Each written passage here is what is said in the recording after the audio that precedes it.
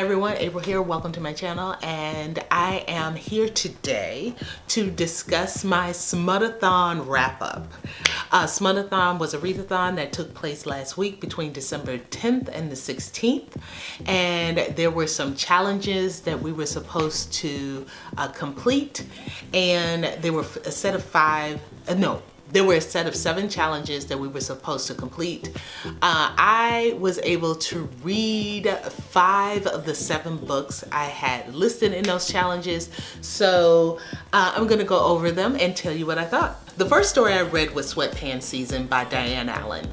It was about Akilah and Carlos, who seem to be constantly thrown together either by fate or circumstances or just their own personal ambitions. They're both writers trying to make a name for themselves and create a brand.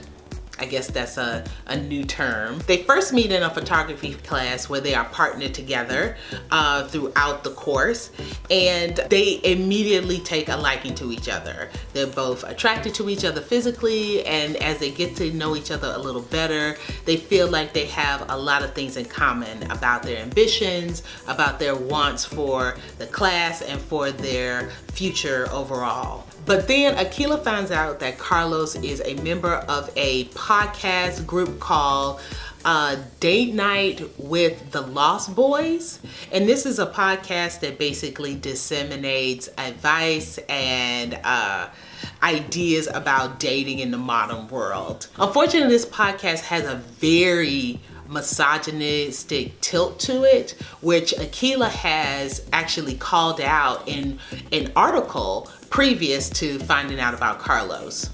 So there's a bit of a hiccup in their relationship getting together, because Akilah feels like any member of that podcast basically perpetuates a very dangerous ideology about misogyny, where Carlos feels like the podcast is purely for entertainment purposes only, and that they don't really perpetuate misogyny. They're just presenting different viewpoints, and it is up to the listener to kind of discern what is good advice and what isn't. I chose this story for my enemies to lovers challenge, but it really doesn't quite fit there because they aren't actually enemies. What they are people who are in two sides of an issue that doesn't have a lot of wiggle room. What I loved about this story is Akilah. I thought it was great that she was a fully formed individual who had real ideas about who she was as a person, who she wanted to present to the world at large, and the type of language and ideology and behavior that she wanted to support. And no matter what her feelings were for Carlos, she wasn't going to be maneuvered from what she so strongly believed in. And I like Carlos too. He wasn't a bad guy. He actually was the voice of reason on the podcast, but it took him a while to come around to understanding that even silent support was still support. Overall, I gave this story a 4.5 out of 5 stars.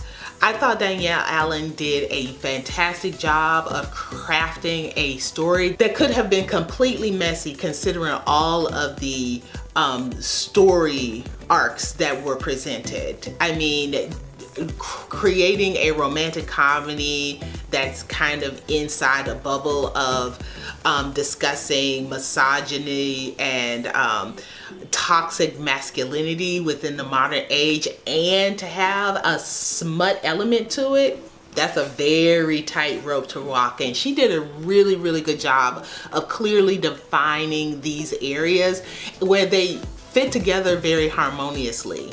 And as for the smut, it was really hot. I gave this 5 flames. I created a smutometer. Do you love me? But yeah, I gave this 5 flames because the sex scenes were really hot and steamy, and ooh, yes. Danielle Allen did a fantastic job with this book. This was my first experience with her writing, and I will definitely be looking her up in the future. I know she has a sequel to this book called Cuffing Season, and I will definitely be downloading that and reading that in the very near future. So the second book I read was called If the Dress Fits by Carla de Guzman. And this was a sweet romantic story about Martha and Max. Martha is a plus-size woman. She is a competent CPA who works with her father in his financial advisory company. And she has a fantastic wardrobe and a best friend named Max. Max is a good-looking guy who happens to be a veterinarian, who is an avid reader. He has books stacked all over his house in piles, and he simply adores Martha. Where the romance comes in is when an old flame of Martha kind of comes back into her life. His name is Enzo, and he kind of reintroduces himself through her job, where his firm is seeking help with their finances through her firm.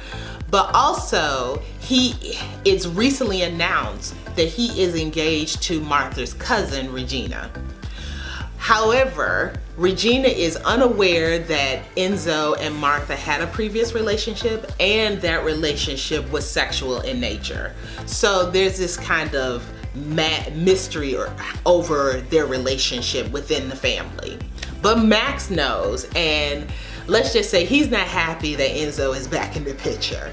Throughout the course of the story, you could say that Martha and Max's love story becomes one of those love songs where it's like the love you were looking for was right in front of you the whole time, because Max says that the love of his life would be his best friend, who, ding dong, that's Martha. But that clearly goes over her head. It's like she heard him, but she didn't hear him. And for Martha, her other blind spot is Enzo, because their previous relationship had an unresolved ending. They just stopped seeing each other, but they never really got any closure. So that is kind of preventing Martha from fully seeing the potential in Max. Okay, when I read about this story on Goodreads, it was kind of presented that Martha was a plus-size girl who was really confident in who she is. That gave me the idea that she had kind of worked through those conventional issues that plus-size women have in a society that has a very different standard of beauty, and that she had found love and appreciation through appreciation who she really is, and not just presenting an ideal, somebody else's ideal. That was not the case. Where Martha did kind of put up a good front at being a very confident person, but when it come to her own self and her identity, she was riddled with self-doubt, and used a lot of self-deprecating language when interacting with other people. And over time, it really kind of wore on me, because mostly it just wasn't what I was expecting. I wanted her to be more appreciative of who she was, all of the accomplishments she had made within her life, and not let her weight be the thing that kind of overshadowed everything or kind of navigated her life. And yet it did. She was an emotional eater who was often triggered by nasty comments made to her by friends, family members, co-workers, of which she pretty much internalized and kind of pretended like she was brushing off, but then she would go eat like a whole bag of something. So, I mean, it's realistic for some of us, but it's just not what I was presented. And in the end, she also had this conversation with her father where she said that her weight was not the core of her problem. And I was like, girl, who you lying to? This whole story, you have been complaining, or not complaining, but stating how this person or that person didn't love you or couldn't love you because of your size. And only when they told you that wasn't the truth did you honestly kind of turn around to see that there was more valuable to you than your weight. Other than that, the story was sweet, Martha, for all of her troubles, was a interesting and sweet character, and you really do like her even though she is messy as hell. And Max was just adorable. He's a hot guy who is a big old dork who you just can't help but like, because he's the best type of friend that you could possibly have, one that you can rely on. And he's just a really confident and compassionate person. And you like Max straight off. And you think that he would be good for Martha because they're already friends and they have so much in common besides just looking the same. So for the story in and of itself, I gave it a 3.75 4 stars. I'm kind of vacillating between those two numbers because I think I gave it a 3.75 because I was kind of disappointed with Martha and her kind of self-hating language. But overall, the story was written well, and I really did like the kind of cultural aspects that were addressed during the story, because this takes place all within the Philippines. It's Filipino culture, so it talks about the location and the culture and the family dynamics and the food. Oh, it was all so lovely. So for that aspect alone, I can honestly just push this up to 4 stars. Now when it comes to the smut though, I'm gonna be generous and give it a 2 flames, because this is not smut. This is a contemporary romance. There was a sex scene, but it was more like, you know, waves crashing on the beach. It was not hot, it was not steamy, it was a double rainbow. Nothing wrong with that. Double rainbows are awesome, but they're not hot and they're not smutty. When I'm looking for romance, I will definitely tap to Carla de Guzman, but when I'm looking for smut, no, not smutty. So I needed to pick the heat back up, so I went for a sure thing and read Rafe by Rebecca Witherspoon. This was about Sloane and Rafe. Sloane is a doctor. She was recently divorced and she has relocated from, I believe, Seattle to Los Angeles to get away from her ex-husband. And she has 2 twin girls, Amber and Addison, in tow. They are 6 years old and adorable, precociously adorable. You love them.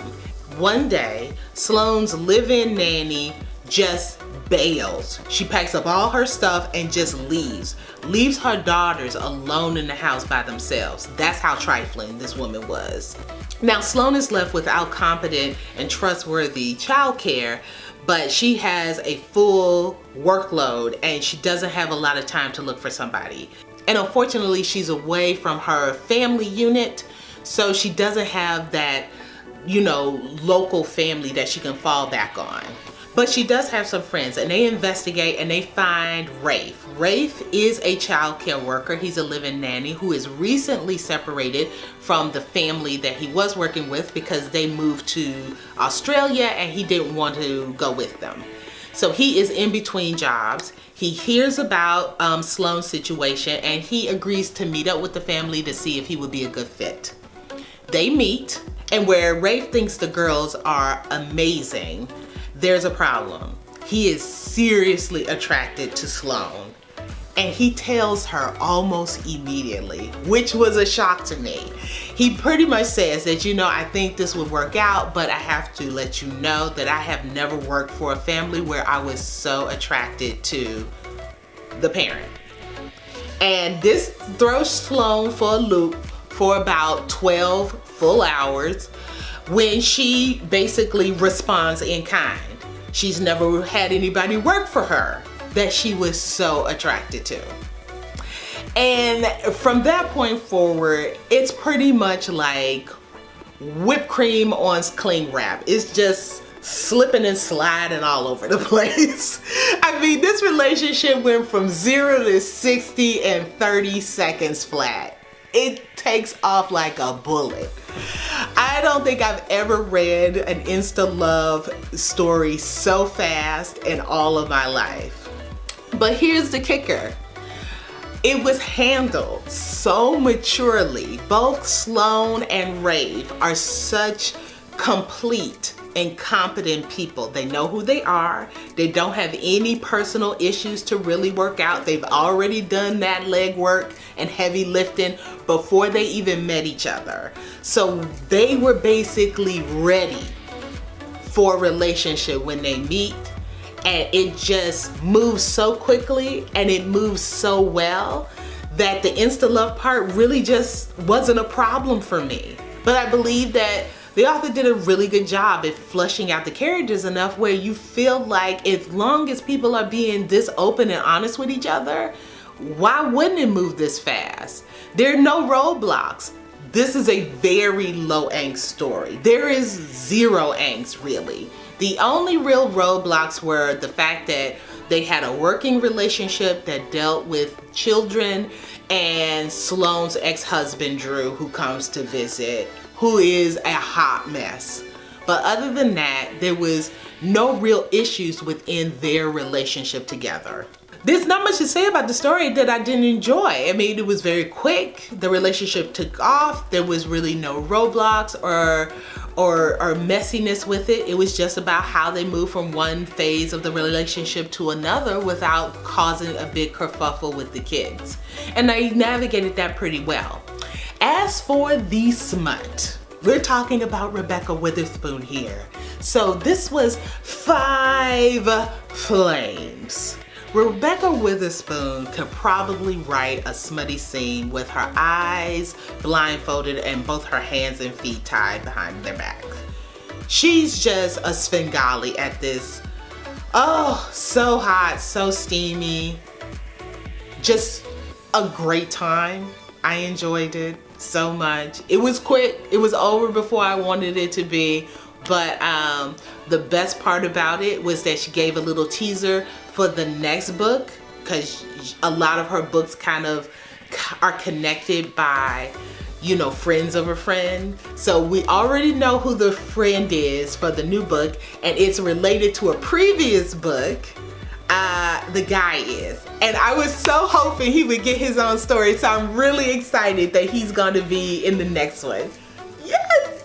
So all of that may have clouded my rating judgment, but these are all biased opinions, so no shame. 4.5 stars for the overall story, solid 5 for the smut. I said what I said. Next up is Sledgehammer by P. D'Angelico. I chose this for my slow burn challenge because it was tagged under that in Goodreads, and I thought I'd give it a try. And I'm so glad I did, because where it is a slow burn, it's also a fantastic read. This is a contemporary romance about Amber and Ethan. Amber is an actress in New York City who probably separated from her fiance 6 months prior. And on New Year's Eve, he basically begs her to come to his parents' home for their New Year's Eve party. At first she doesn't think she's gonna go, but then she decides to go because she wants to show him at least that she is living without him. But at the New Year's Eve party, he announces that he is now newly engaged to another woman. So they get into a little argument about it in the kitchen. But then he kind of compounds this injury by also informing her that the film project that they were working on, her ex is a director, that he has decided to replace Amber in this project with his new fiance because he feels like he doesn't want to deal with the drama of working with his ex. So not only has Amber lost her fiance, been invited to this dumb engagement party, but now informed that she's lost out on a film project that she helped him create and secure financing for. She's not happy, and she gets very animated about it. And through that, she accidentally knocks over like a warming station that has one of those sterno things underneath that's lit, and it hits the floor. But they don't know that somebody has spilled alcohol on the floor or something, so the floor ignites, and basically, since nobody can find the fire extinguisher, almost half the kitchen burns to the ground. And Amber is quickly arrested because her ex's mom believes that she set that fire on purpose as retaliation. But Amber is shell-shocked by the events of the entire night. And the only person she can think to reach out to is her girlfriend Cam, who is her best friend in the world and who is currently married to an NFL player. She wakes them up on New Year's Day morning and asks them to help her basically get out of jail. They agree to do so, but they send Ethan. Ethan is Cam's husband's agent.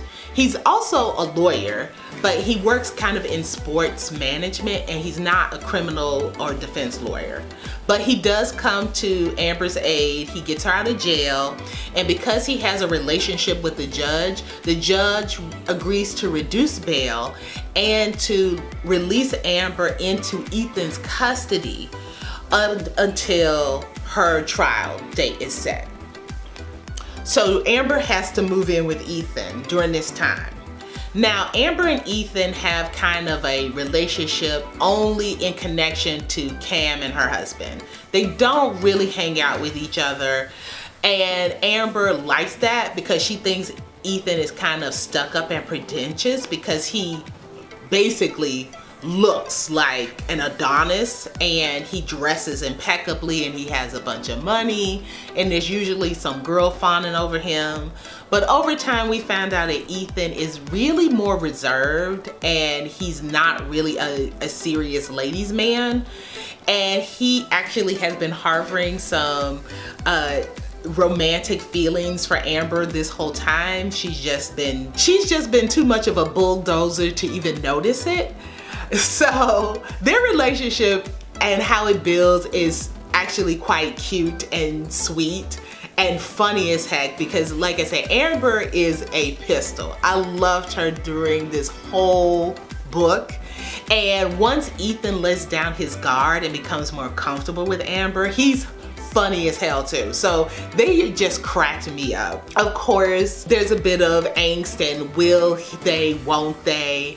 But when they get together, yes, it was hot. It was hot. I would initially give this 4 flames, but I'm gonna push it up to 5 flames just for Ethan's dirty talk alone. It's not like super raunchy, but it's appropriate for the moments. You can see the smile on my face. It is just so perfect. Overall, the story, I think I gave it a solid, yes, I gave it a 4.5 out of 5 stars. It was well written. It was well paced. The story made sense. And where I loved Ethan, he was not perfect and he makes a really huge mistake. But what kind of saves the story and the relationship is that Amber does not let him off the hook for it. He pays for that mistake dearly. And I think that was refreshing, to not just kind of sweep it under the rug and let love kind of overcome. Love requires sacrifices, and Amber was done making sacrifices for dudes she had feelings for. Ethan was gonna have to come up with his share this time. It takes him a minute, but he realizes what he has to do in order to make things right. Overall, I really enjoyed this story. I am a brand new reader to P. D'Angelico, but I will definitely be checking her out. It seems like her girlfriend, the one who helped her out, Cam, and the NFL player, had a story previous to this one. I will definitely be checking that one out, and probably a few other of P. D'Angelico's books because, and like I said, it was well written. The relationship was beautifully drawn out, and the smut was hot. So A+, A+, A+, 5 flames, 5 flames, 5 flames. And the last book I read for Smutathon is Feels Like Summer by Six de los Reyes. This is, again, a contemporary romance about Jet and Adrian. Jet, I believe, is a scientist, maybe somewhat in anthropology. She works at a museum, I believe, in the research and maybe development area. She's smart, she's sexy, she's confident, and she is not looking for anything permanent. She is a big music lover, and she goes to a summer festival where she sees Adrian's band on stage performing. Adrian is the headliner of this band, and she's kind of captivated by him. The music is really good. He's very attractive, and she loves his singing voice. So she watches them while they perform, and afterwards, you know, she doesn't think anything of it. She might download their music on Spotify, you know, no big whoop.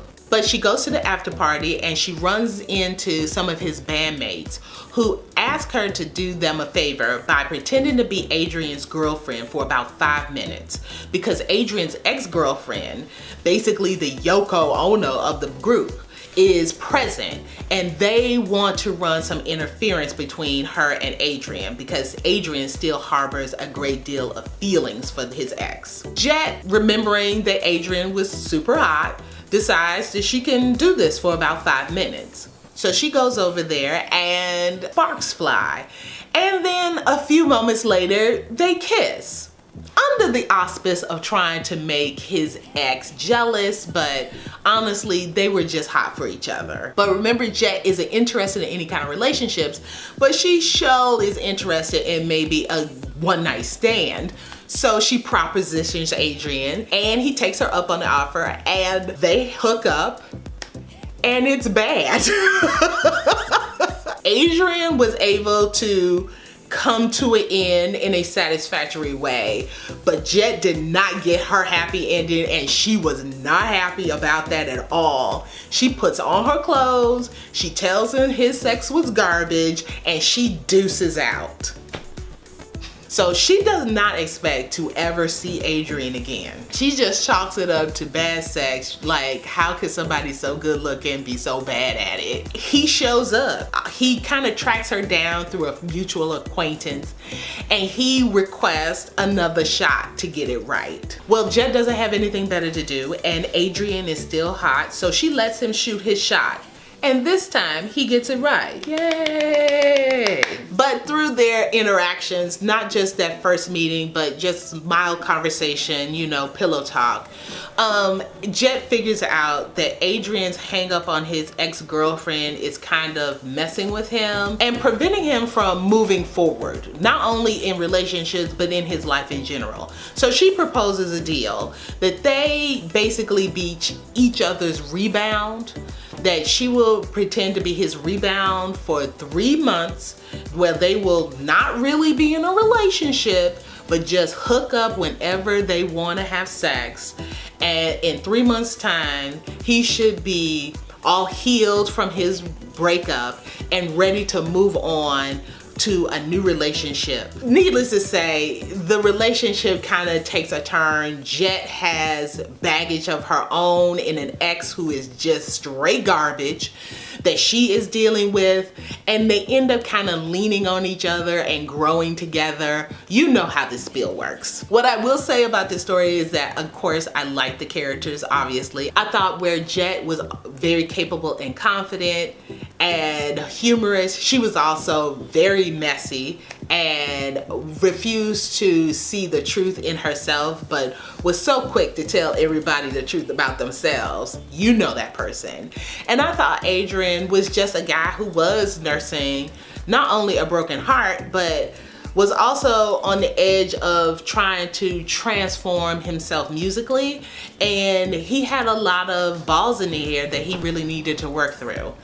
And together they were able to kind of help each other, even though it was tentative and unwanted in the beginning. The smut, it was about a 3. It was hot, but it wasn't steamy hot. You know what I mean? It was more Lifetime, you know, drama channel, and not kind of like zane late at night on HBO. But it was still satisfactory. The funny part about this is that this was not the first 6 de los Reyes book that I wanted to read.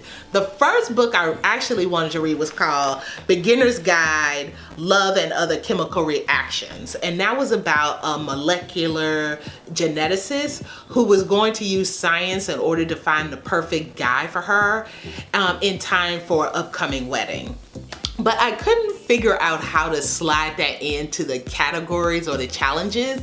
So I looked at De Los Reyes' other books and I chose Feels Like Summer instead. And I'm glad I did because it was a nice introduction to her writing. I did like her writing style. There were some editing issues, not just in this one, but also in Sledgehammer that may have to deal more with the Kindle app. If I had read these in paperbound, I probably wouldn't have had those hiccups, but they really didn't, they weren't so bad that they distracted me from the story. I just noticed them. I like Feels Like Summer overall. I gave it a 4-star rating for the overall story. I really enjoyed the story and the characters. And like I said, for the smut-o-meter, I gave it 3 flames because it was hot. It just wasn't steamy hot. So those are the 5 books that I read for Smutathon. I really enjoyed this readathon. I didn't complete all of the challenges or all of the books that I had scheduled, but you know what? It didn't even matter because every book I read, I enjoyed. I enjoyed the experience, and that's really what it's all about. Of course, I plan to continue reading smut in 2019, and I definitely intend to participate in the future readathons, so I'm excited for those. I will be bookmarking smut as I find it. So if you participated in Smutathon, let me know in the comments below because I need to find more books to bookmark for future readathons. So give up the good. All right, guys, that's all I have for today. Thank you so much for watching, and I will see you next time. Bye-bye.